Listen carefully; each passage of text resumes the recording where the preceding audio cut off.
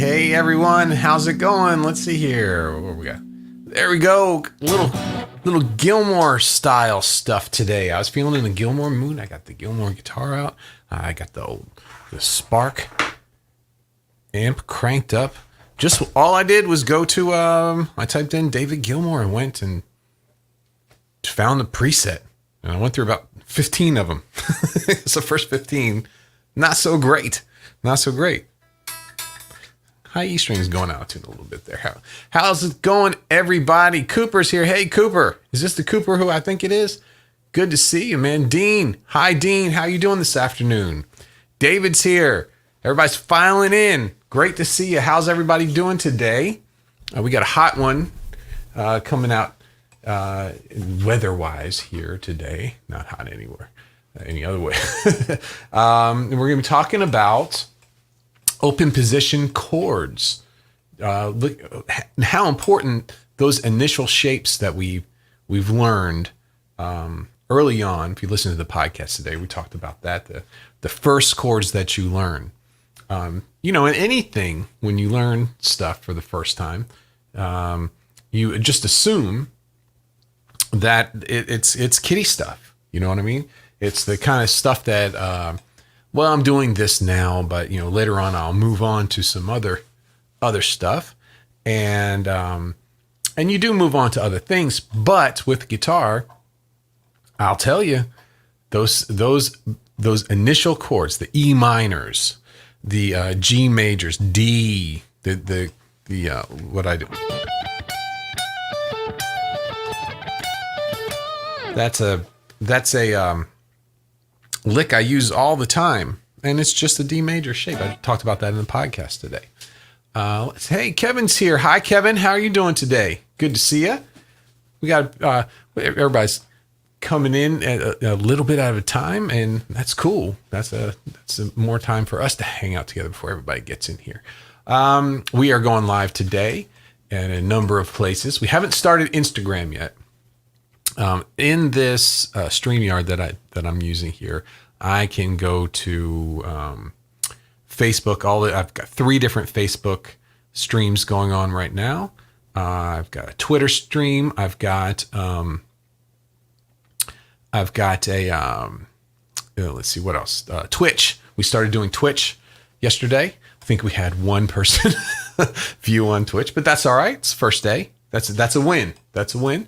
And then, and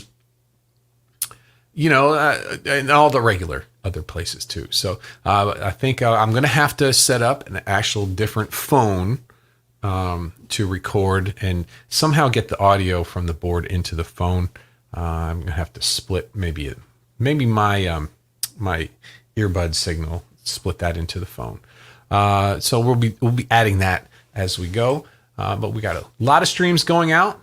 And people are coming in. Hey, look at that! I see a bunch of people here. Dean says, "Haley, you should mention your people on the podcast to join the live YouTube." Yeah.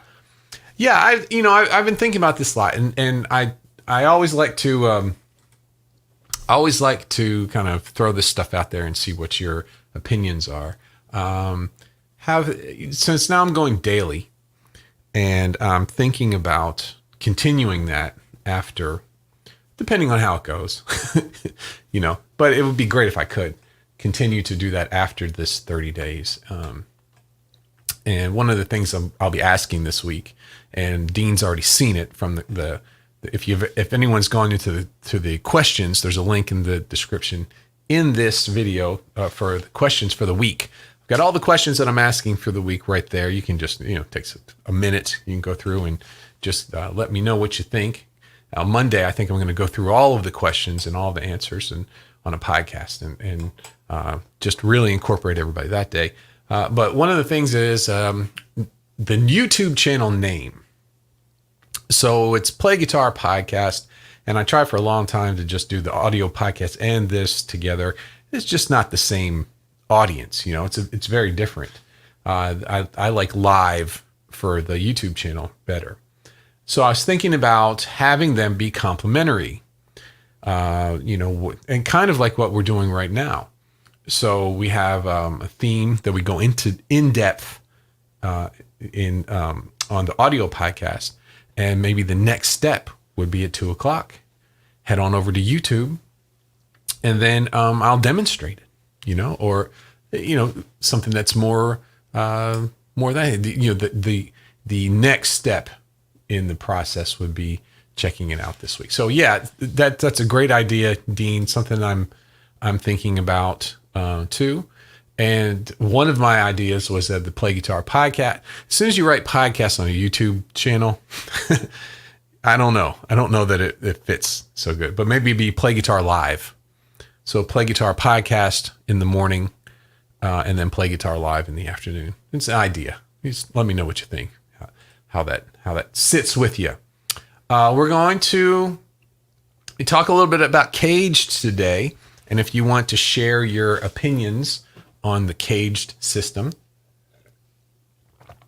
beginning of a system, yeah, would love to hear about it. I'll share mine a little bit.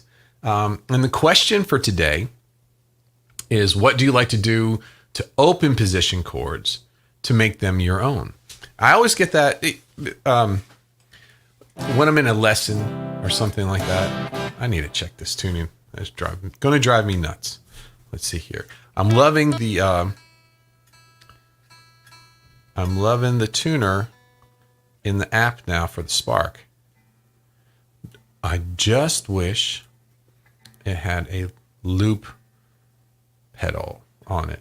Now I do have, this is The Spark is coming out stereo here. Today we've upped the game on the live stream. This is 1080p. We're not 720 anymore. And also it's that upping that game is allowing us to stream to more places as well. And this signal is a stereo signal coming out of the Spark. And so just putting a loop pedal after it when it not being stereo. There we go. Loop pedal on it, after being stereo, going back into mono. But I do have a loop pedal that does stereo too. So I think I'm going to try and doing that today. How many of you have the pedal, the wireless pedal for the Spark? Has anybody got that yet? I know there's some other aftermarket ones who actually do some sort of a loop kind of workaround too. I think Kirby has that as well. That might be an idea as well. But yeah, I'm running this all direct, and it's just a little something. Okay, so let's get here. Kevin says, smash that like button. Yes, please. There's the two biggest things in the podcast. It's leaving a review for Apple, for iTunes. That helps the most. And in YouTube, it's the like button. You can believe that. Let's see here. Jason says, it's awesome, but often misrepresented as scale shapes. Yeah, those shapes and being locked in a position. The main reason that I have such a big problem with the cage system is, and I had this before I even looked into it, is the fact that I had so many people who started trying to learn that way, they got stuck. That was telling to me before I even looked into what was going on with it, because on the surface, cage system, well, C shape. Yeah. And there's a C major pattern 4 around the C shape. Perfect. That's great. The G shape. Awesome. And you got the C major pattern 1 right there where the G shape is. Awesome. And you don't have to call it pattern 1. You can just call it the G shape scale pattern. The G shape scale pattern. Problem. That locks you in there. Okay, well, I'm, the first thing someone who's new is going, well, in the key of G, I can play that. And here I am. It's the G shape. And here's my G chord, or here.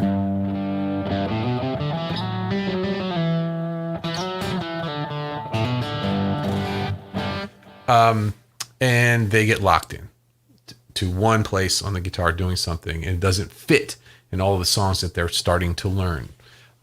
So that's the big problem I have with that. But the shapes part of it is fantastic. And the more you dive into unlocking the neck, unlocking the fretboard, the more you start to see these shapes, and you start, right. Just saw Dean's come in. He said, Dean says the terminology is really confusing. Yeah. Then, so the history of this is, nobody learned caged. All the players that you listen to, they didn't learn caged. They learned that it's the same thing. You learned what those patterns are, and you learn how they relate to the chords, chord shapes. You learn that, but it wasn't presented as caged, right? If you're going to present a system, you need to think on farther on down the road. Where's this system going to take you? So I started hearing about caged, and I looked at it, and on the surface, yeah, it looks great. Okay. It wasn't enough for me to change the way I was teaching, but I said, hey, yeah, it looks great. And then when I started doing the group lessons, when I got really back into teaching, and I kept having problem after problem after problem after problem, it's caged, and the terminology, exactly, Dean, the terminology, trying to fit this caged terminology into playing music, right? So I said I should look into this a little bit more. And so I looked at the beat. I went to, I don't know, I just typed in caged and started. I went to a couple different places that kind of had it laid out for you. And then, I'm on the fence. It's still kind of limiting. I'm seeing the people who are having the problems with caged, and I get to, and some people were even using caged and using the numbers, the scale. This is pattern 1 and pattern 2 and pattern 3, kind of like the old way, but like I teach, the way that works. Just my opinion. So you say, okay, no, they're doing caged, and the students that I've come across who've been learning caged, they're calling their scale patterns the G-shape pattern. You see, okay, that's limiting. And then you start to see some teachers calling it, okay, well, this the G-shape, that's pattern 1, pattern 2. Well, that correlates. That's exactly the old way that it was taught. That worked. Okay, so now they're incorporating the numbers, the numbers of the 5 patterns with the chord shapes. Okay, I actually in a better direction than just calling it the G-shaped scale and those things. So then I get into that a little bit, and then here's where I was done. So this all works. This is all happy for major chords. And playing major scales, and none of it has dealt with diatonic anything up to that I'm looking at up to this point, and that's your bread and butter. Understanding diatonic, the chords in a key and how they relate. That's songs. That's the songs that you're listening to are either are 99% of the time using diatonic chords, and if they're more adventurous, they're going outside of that on purpose to create tension. Awesome. So I get to minor. I start saying, well, how are they gonna do this with minor? And at that point, the scales, the minor scale patterns are numbered completely differently. So pattern 1, and I'm playing a C major pattern 1 with my David Gilmour delay.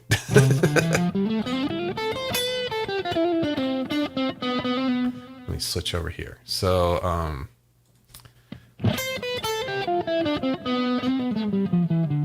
pinky, right? C, pattern 1, that's major. So I get to the point where they're teaching minor, and of course they start off with A minor, right? Because C and A are related. It's the relative major and minor. At this point, they play the same pattern, but starting on the A. But they call this pattern, I don't know, something crazy, pattern 4, or something totally different than the major scale patterns. Now, what that is doing is taking the most important part of learning these shapes and patterns on the guitar and throwing it in the trash. Okay? The fact that a pattern is a pattern is a pattern. That pattern didn't change just because that you're playing starting from C to make it major or A to make it minor. You're playing the same pattern. You're playing the same notes, right? And the whole value of these shapes that we play on the guitar is that you can learn it once and use it in multiple different ways, and use these for modes, use these for major, minor, which is modes, A only and I only, and so with that thinking, well, I didn't even get too far into cage where they would even attempt to talk about modes. Would they call modes? Would they number those differently? They did it for minor, right? So now you're thinking, okay, I've got this one pattern, but I'm calling it pattern. And this is important. You wouldn't think, well, how it's named, when anyone's listening, they don't care what it's named, but you're the one that's playing it. It has to make sense to you.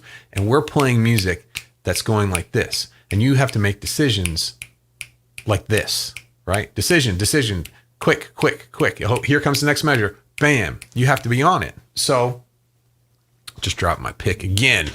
I got about 40 of them down here. I'll use one of these little flimsy picks. So you're making those decisions quickly, and the disconnect happens where I'm in pattern 1 here. Oh, now I'm playing the same thing, but now it's called something else.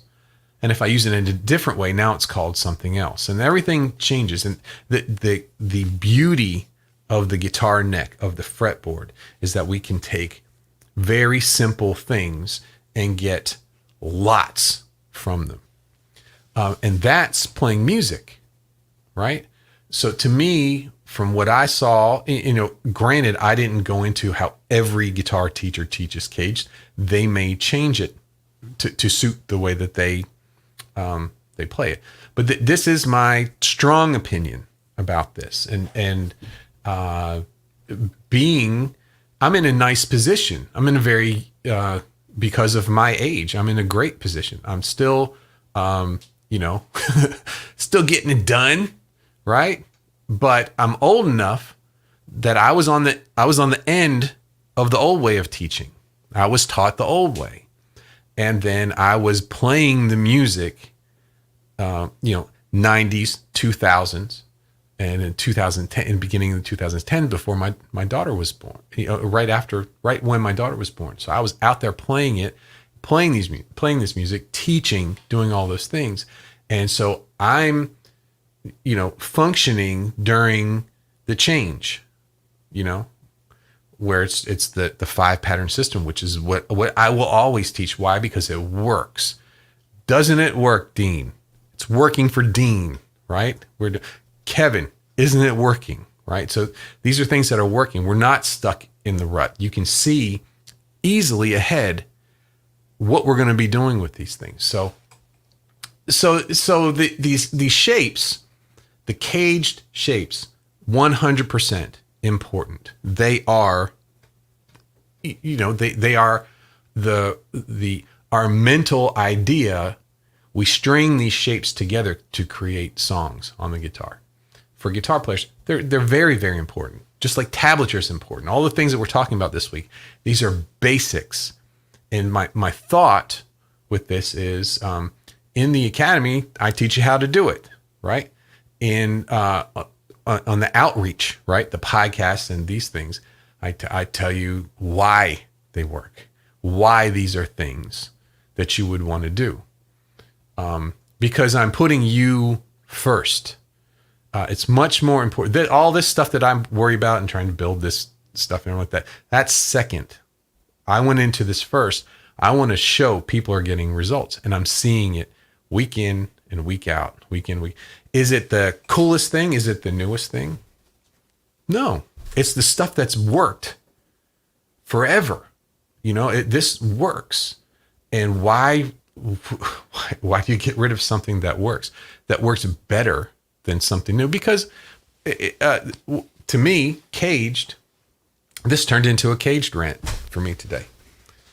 I don't want this red pick. Hold on 1 second. Just give me a second here. Let's go to the, I don't even have it anymore. Okay. There. Hold on 1 second. Yes. The blue pick is back. This turned into a caged rant, but it's important because there's a lot of people. I did see one of these YouTube guys. As I'm scrolling through, I saw a thumbnail on someone's video saying they fixed caged. Yeah, maybe they did. I don't know. I have got my ideas about it. I will tell everybody, I think as a beginner, cage kind of points you in the right direction. Yeah, shapes, scales, chords, they're all the same thing. That's important.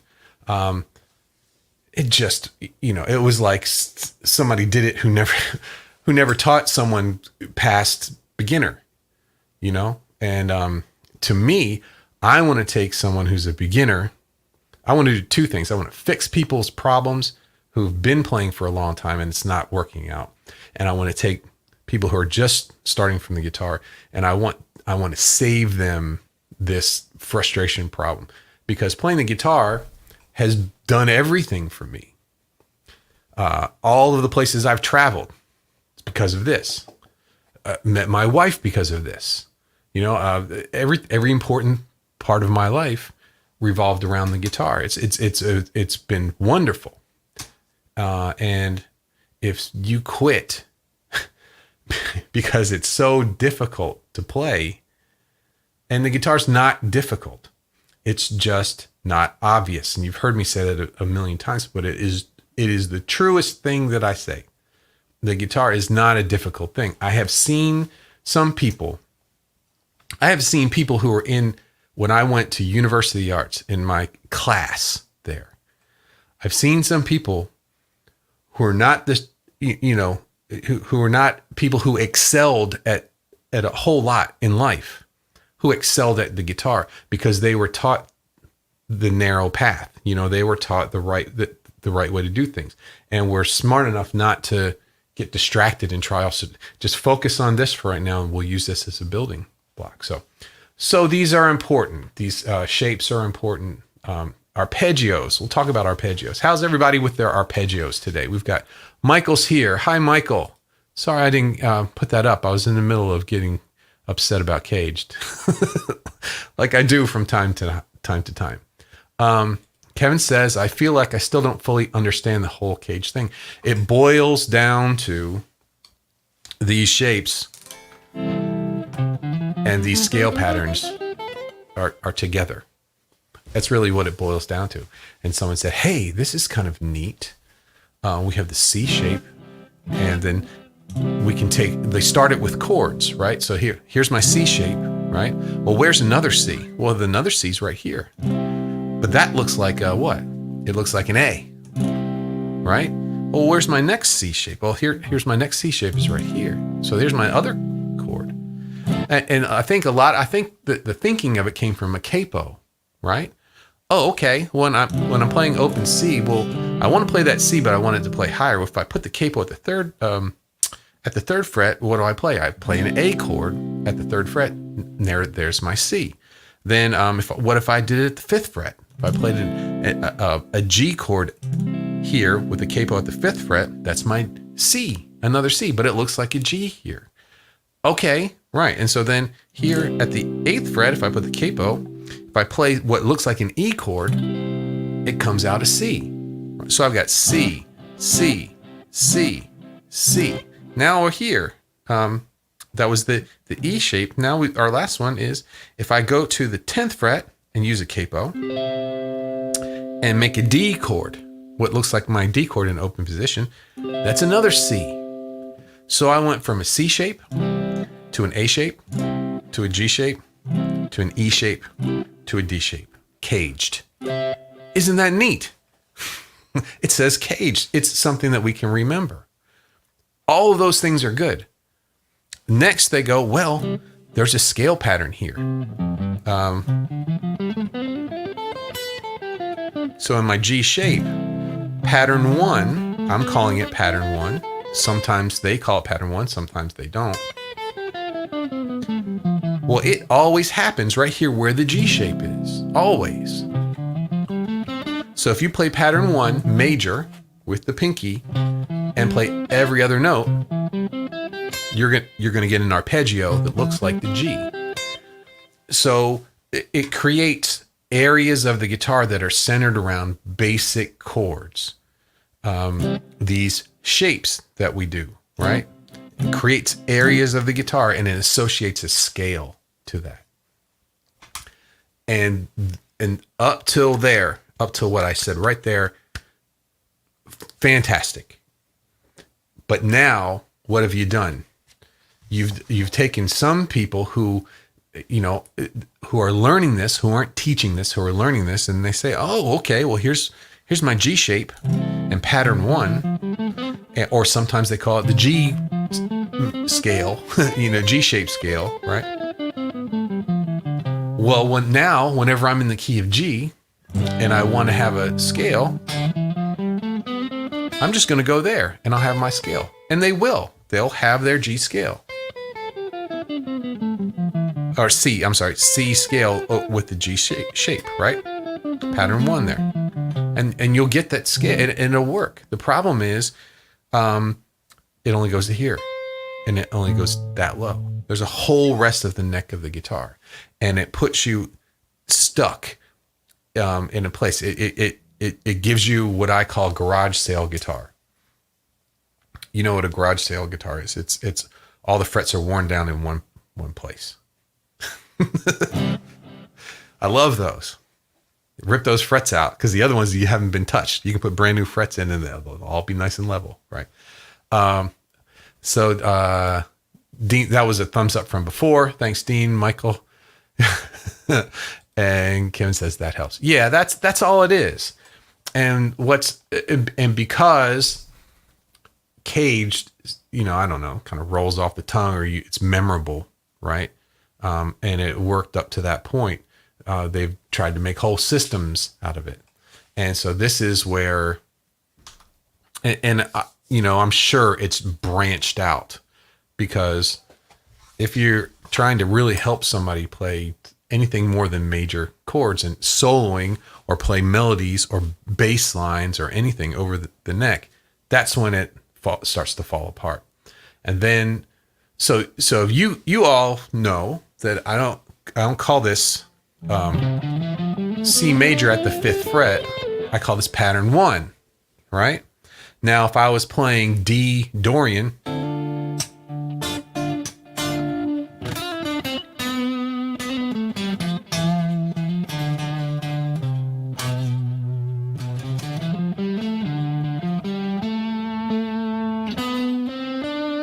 and I played that same scale, the C major scale, but over D minor type sound, right? We get the Dorian mode, which is a minor type sound with a raised 6. At that point, what would you rather have? What would you rather? Okay, well that's my pattern 1, and I'm using it to get this sound. Still my pattern 1. It's my foundation, right? But I am purposefully starting on a D note and making that my strong point and just playing the pattern that I always play and listen to what's coming out, right? Other than, okay, well now it's my Dorian pattern, whatever it is. And it's a, like I said before, it takes away the biggest benefit of having an instrument that's set up like this.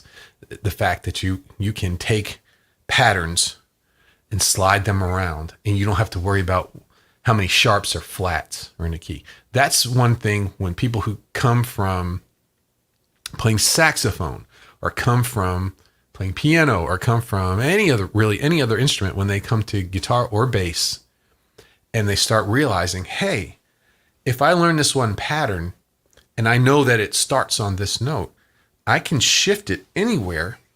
I can shift it to the 14th fret. That's F sharp. That's a nightmare key for someone who's playing saxophone or there's tons of sharps and flats. You got to remember all that stuff, and you don't have to remember anything. I just play the pattern started on that note. It's kind of like old timey math. They used to have these things called slide rules.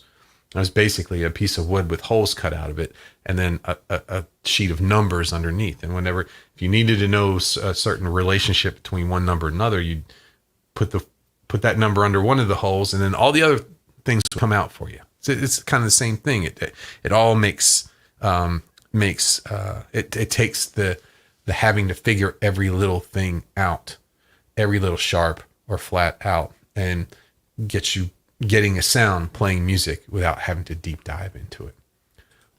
David says that this is all starting to come together in my mind. Can't wait till it filters down to my fingers.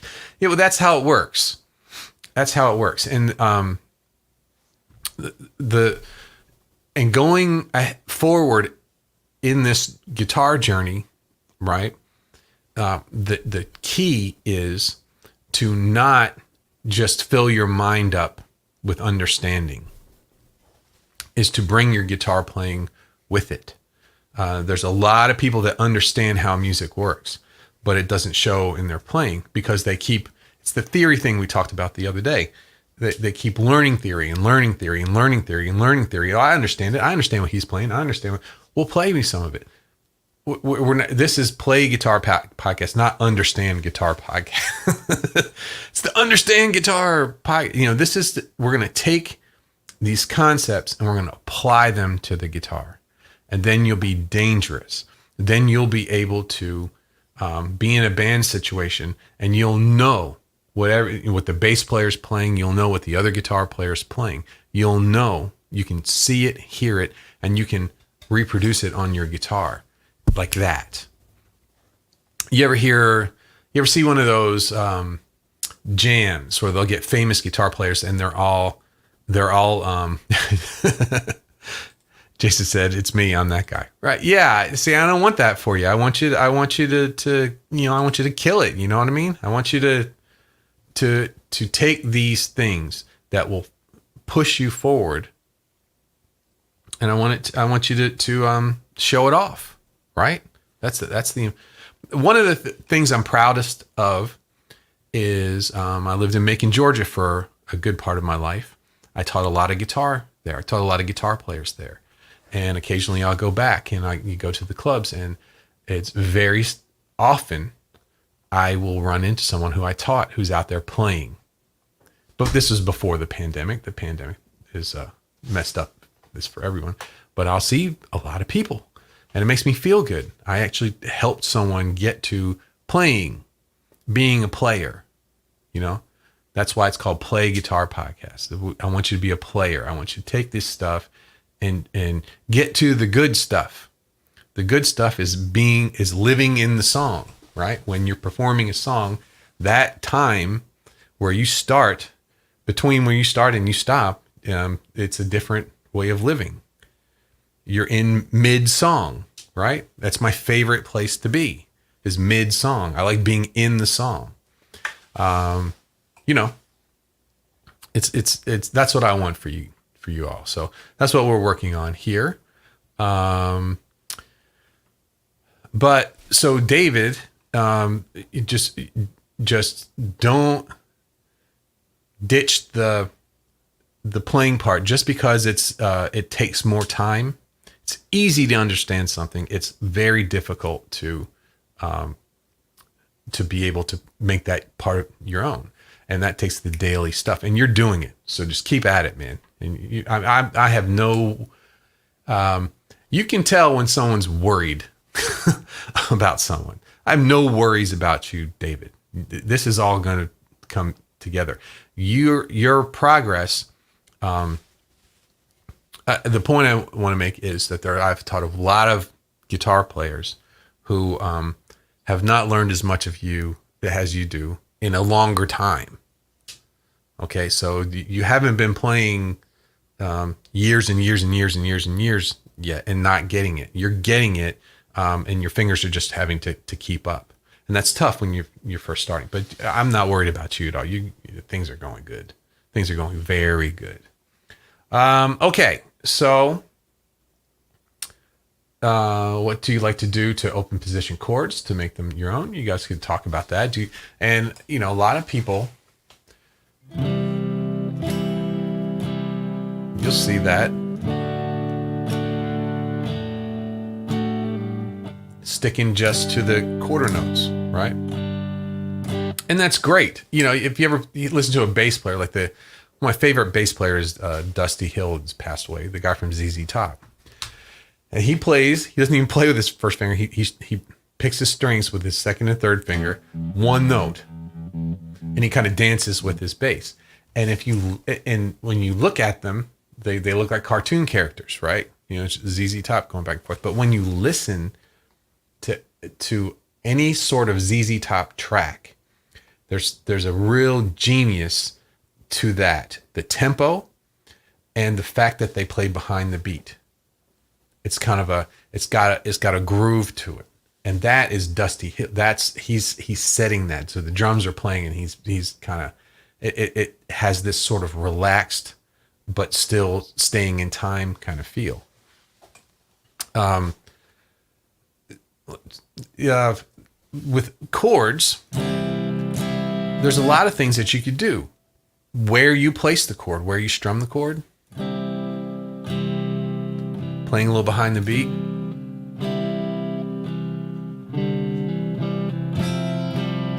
Now I'm adding notes. The rhythm is one thing. Adding notes is the other thing. What I did there, let's see here.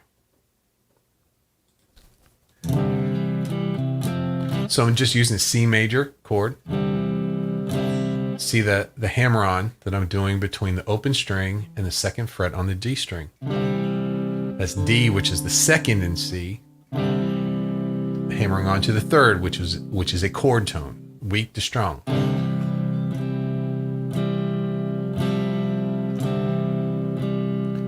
And then on the fourth beat is right there, okay? I mean, the fourth of the scale. Adding a suspended sound to it, okay? I just saw Scott is in here. Scott just popped in. And Scott is a master at this. Scott can take the most basic, you could take a 2-chord song. One of my favorite songs is a Kev Mo song, which is he does one song, I forget which album it was, but it's 1 chord through the whole song. Now the way he sings it sounds like he's going to a 4-chord and a 5-chord, but it's just a blues 1-chord song through the whole thing. Scott can take a 2-chord song and make it so interesting and change over time using ideas like playing behind the beat. My favorite spot's behind the beat, right? Adding in different rhythmic figures, changing the notes, making use of open strings, making use of everything you have here to the point where Scott's been playing for so long, you don't have to think about it.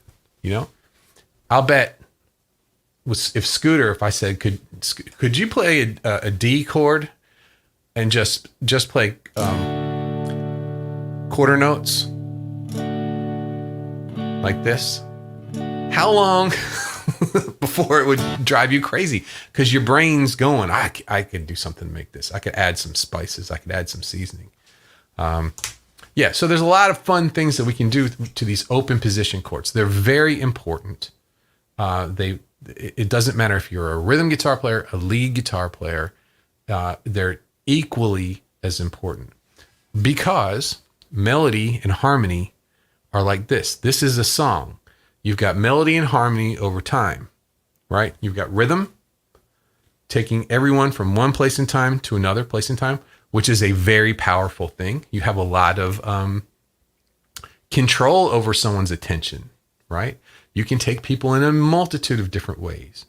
And using harmony and melody, rhythm, that's what we're doing. 3 things. How simple is that, right? It's good to see you, Scooter. That's awesome. Glad you're in here. Okay, so it's 2:45. We got about 15 minutes. That was everything. Here he is. He says, that's why they call it playing. Right. Good advice. That's right. That's right. So I've got to everything. We did our question. We're talking about the chord shapes, how important they are, knowing them in different places. We talked a little bit about capos. That was kind of the demonstration point I wanted to hit home with people. I ranted about caged system for quite some time. That's always fun. So I hit all the stuff that I want to hit. We'll talk about Academy Days coming up. Tomorrow is Thursday, and the surprise for tomorrow is that in the Academy, I'm going to be doing weekly Q&A sessions. I haven't put that up yet, but it's in the podcast today. We're going to be every week on Thursday, right after this. So tomorrow we'll be getting together here at 2:00, and about 3:00 over in the Academy, we're going to have question and answer. So if you're in there, you have a specific question about something at part of the lesson, or if it's just a song, or if it's anything that you want, and you're in the Academy, we will go in depth to that and make sure that you've got that. And we're going to do that every week. Kind of bring this place to life, as they say. So that's on Thursday. And Friday I'm going to be going at this time. We're going to head on and just have some fun. We're going to take you out to Disney Springs. We're going to go around and just enjoy Florida on a Friday afternoon. So just me and you guys, and anybody, I think David's busy, but it might be something I do every Friday. I don't know. But whenever David can come up here, just let me know. We'll do a little hanging out. I'll get the gimbal out. We'll go around like we did before. And then after that, there's a whole bunch of other stuff that I'm not ready to let the cat out of the bag on those yet. So see you here tomorrow at 2. And Friday at 2. See you here, but I'll be at a different location. All right. Okay. I'm going to call it now. And great to see you. Great to see you, Scott and Jason and David. Kevin was here. I think Kevin was here early. Yeah. Kevin. Let's see here. I saw Michael in there. Hi, Michael. Great to see you. Dean, of course, is here. Let's see. I said Jason before. Kevin and David and Cooper. Cooper was in here before.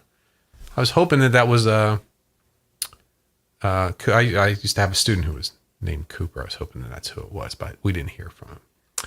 Okay, everybody. Well, I'm going to call it now, and I'll see you tomorrow at 2:00. And we're going to have some more fun and finish out this week. And I'm so happy to be back doing this stuff. I had a lot of getting everything together, becoming non-overwhelmed, figuring out how to move forward. And this is the second day of this, and it's already super fun. I already went off on Caged. That's awesome. Scott says, best to you and all the Andersons. Best to you and all the palettes too. That's a happy thought. I remember we were in that Mexican restaurant close to down there in Macon. When all the Andersons and the palettes went out to eat. That was a lot of fun. Good memories. And Jason says, have a great day. You too, Jason. I'll see everybody. See you tomorrow. Bye-bye.